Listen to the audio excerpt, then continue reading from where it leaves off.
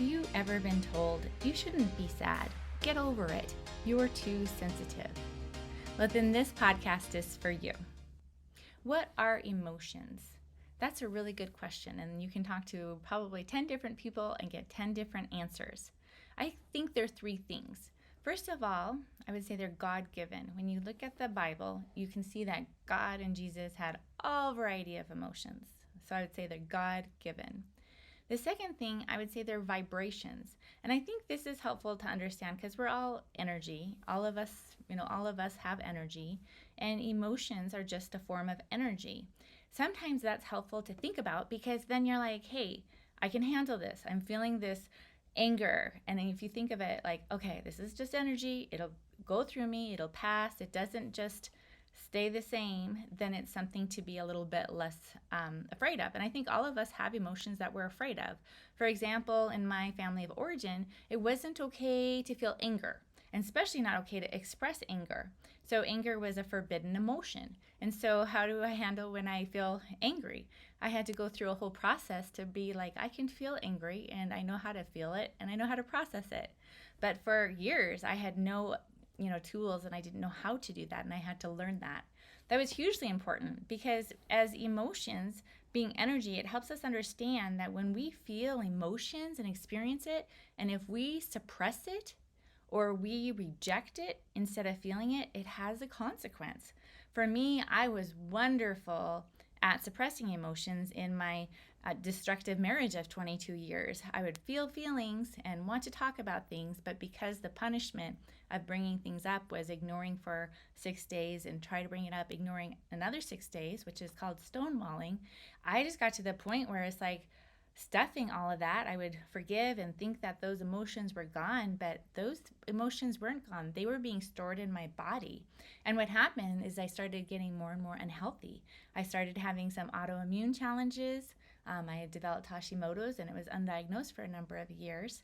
I also had some, this is interesting because I didn't even recognize this. I had this spot in my back and in another section in my other back that were there for a long time and painful.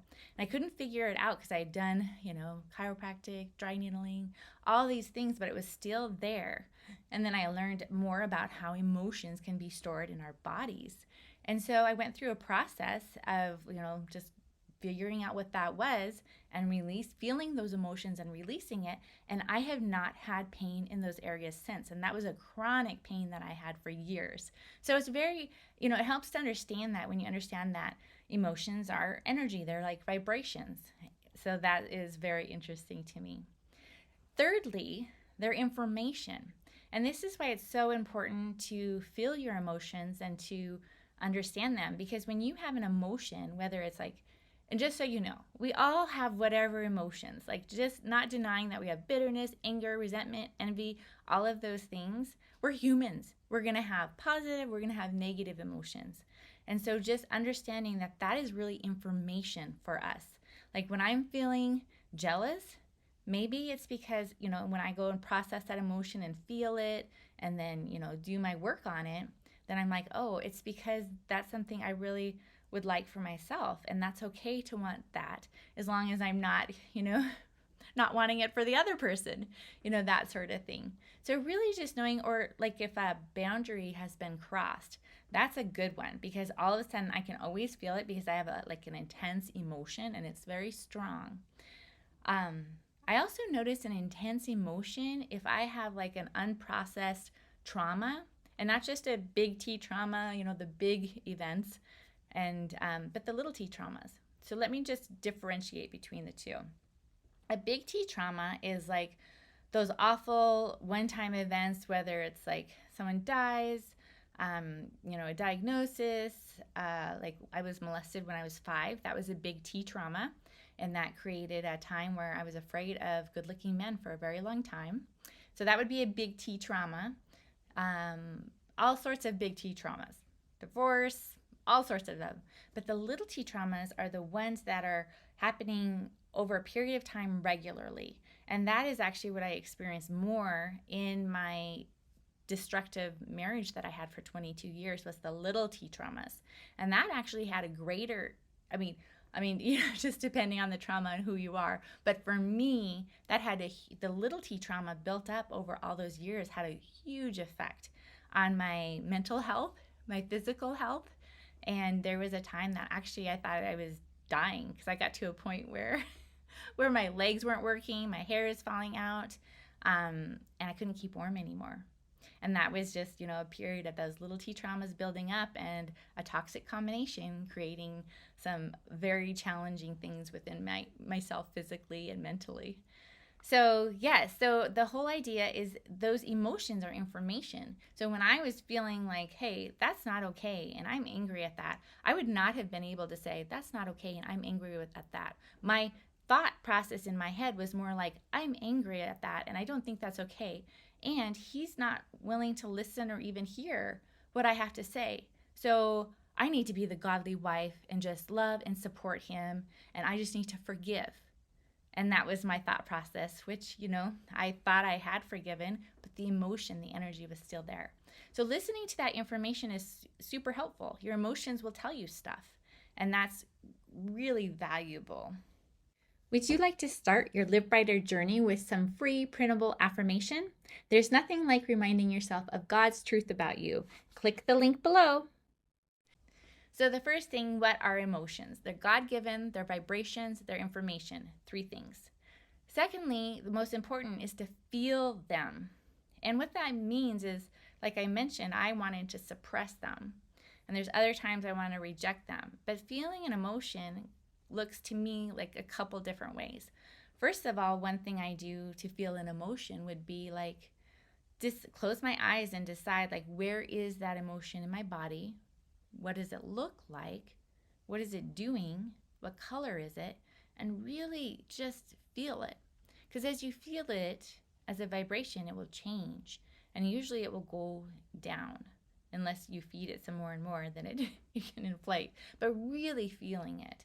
Another thing I do with strong emotions is to feel them is the Barf notebook. So I talked to you guys about my Unravel notebook, which is a combination of like how to kind of reprogram and heal the brain after destructive relationships. So instead of having the bullseye on your forehead as a kind person that attracts these destructive relationships, it just gets rid of that and changes who you are.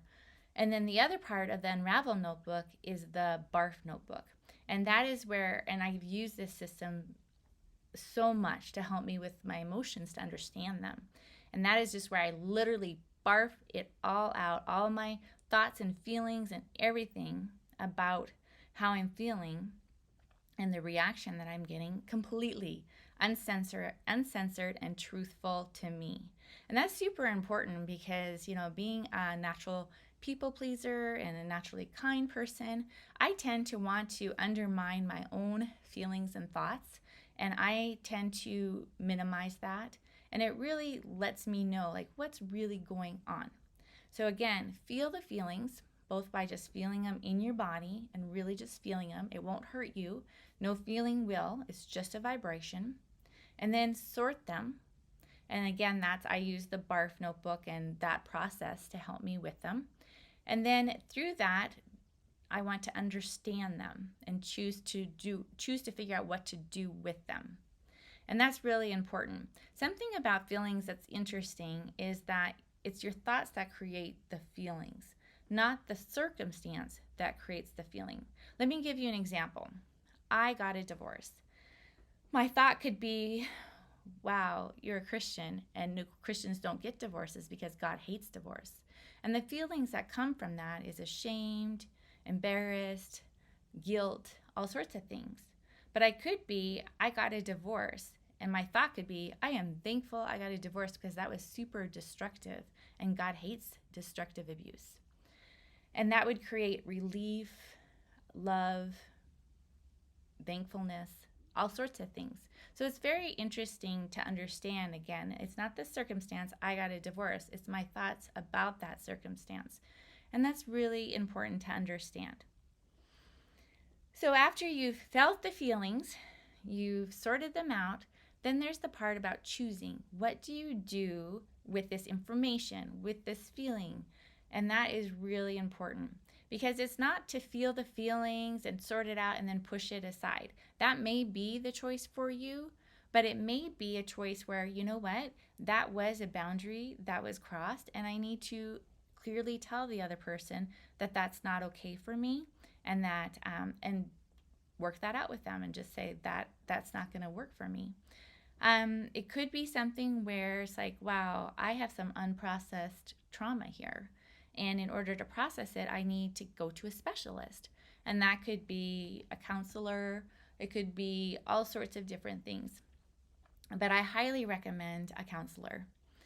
I also recommend doing the Unravel notebook, because that is a really good way to just process through all sorts of